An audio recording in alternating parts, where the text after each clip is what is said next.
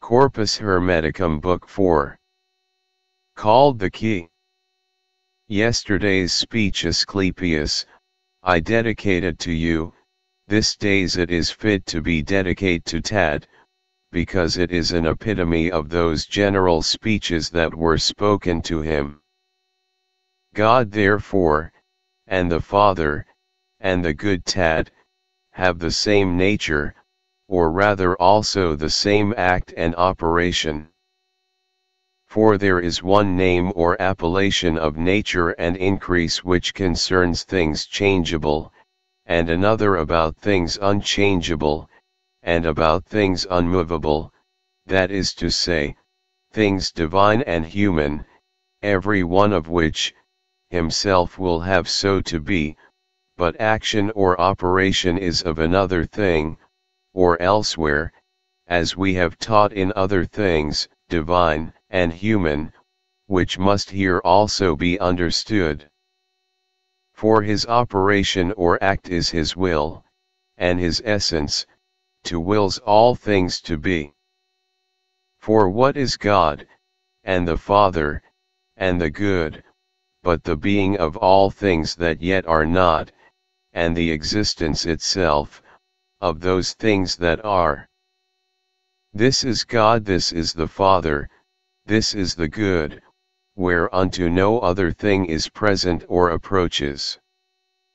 For the world and the Son, which is also a Father by participation, is not for all that equally the cause of good, and of life, to living creatures, and if this be so, he is altogether constrained by the will of the good, without which it is not possible, either to be, or to be begotten or made.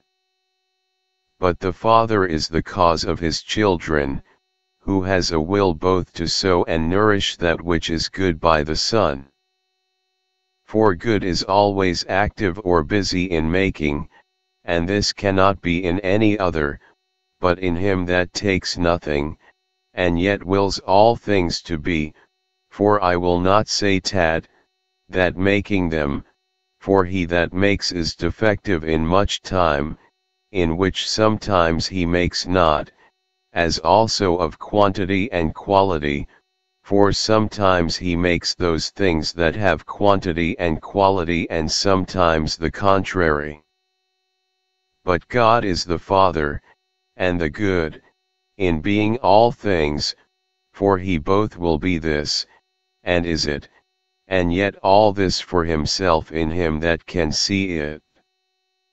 For all things else are for this, it is the property of good to be known, this is the good Tad.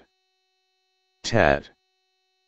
You have filled us, Father, with a sight both good and fair, and the eye of my mind has almost become more holy by the sight or spectacle. Trismegistus.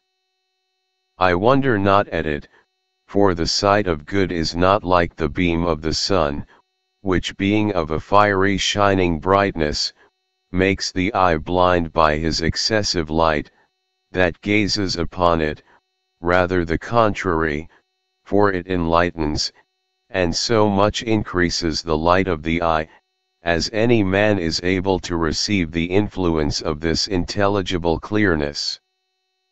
For it is more swift and sharp to pierce, and innocent or harmless withal, and full of immortality, and they that are capable and can draw any store of this spectacle, and sight do many times fall asleep from the body, into this most fair and beauteous vision, which things Celeus and Saturn our progenitors obtained to.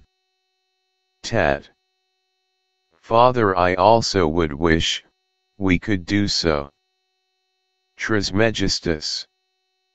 I would have, could, son, but for the present we are less intent to the vision, and cannot yet open the eyes of our minds to behold the incorruptible, and incomprehensible beauty of that good, but then shall we see it, when we have nothing at all to say of it.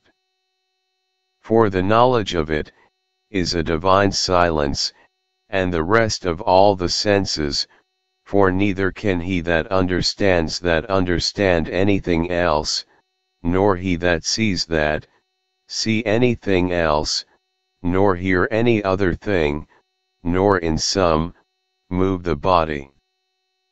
For shining steadfastly upon, and round about the whole mind it enlightened all the soul, and loosing it from the bodily senses and motions, it draws it from the body, and changes it wholly into the essence of God. For it is possible for the soul's son to be deified while yet it lodges in the body of man, if it contemplate the beauty of the good.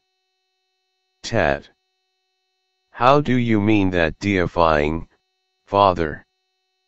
Trismegistus.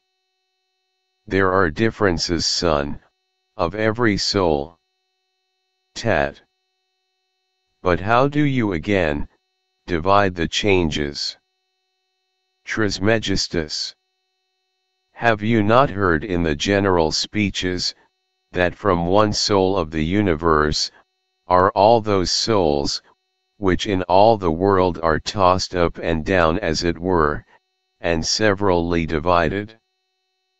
Of these souls there are many changes, some into a more fortunate estate, and some quite contrary, for they which are of creeping things, are changed into those of watery things, and those of things living in the water, to those of things living upon the land, and airy ones are changed into men, and human souls, that lay hold of immortality, are changed into demons.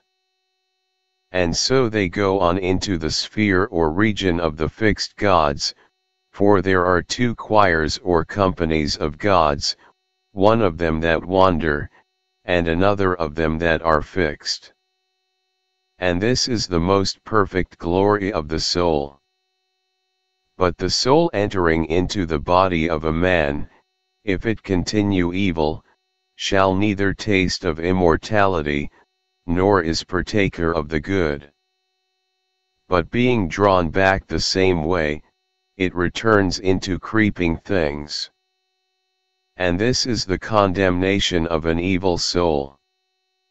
And the wickedness of a soul is ignorance, for the soul that knows nothing of the things that are, neither the nature of them, nor that which is good, but is blinded, rushes and dashes against the bodily passions, and unhappy as it is, not knowing itself, it serves strange bodies, and evil ones, carrying the body as a burden, and not ruling, but ruled. And this is the mischief of the soul. On the contrary, the virtue of the soul is knowledge, for he that knows is both good and religious, and already divine. Tat. But who is such a one, Father? Trismegistus. He that neither speaks, nor hears many things, for he, son, that hears two speeches or hearings, fights in the shadow. For God, and the Father, and good, is neither spoken nor heard. This being so in all things that are the senses, because they cannot be without them. But knowledge differs much from sense, for sense is of things that surmount it, but knowledge is the end of sense. Knowledge is the gift of God, for all knowledge is unbodily but uses the mind as an instrument, as the mind uses the body. Therefore both intelligible and material things go both of them into bodies, for, of contraposition, that is setting one against another, and contrariety, all things must consist. And it is impossible it should be otherwise. Tat.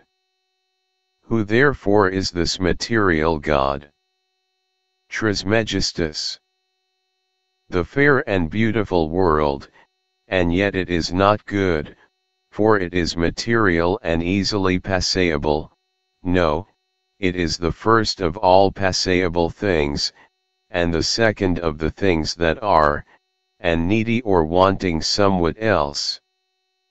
And it was once made and is always, and is ever in generation, and made, and continually makes, or generates things that have quantity and quality.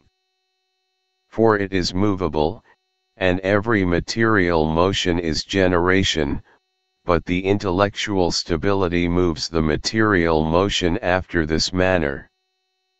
Because the world is a sphere, that is a head, and above the head there is nothing material, as beneath the feet there is nothing intellectual.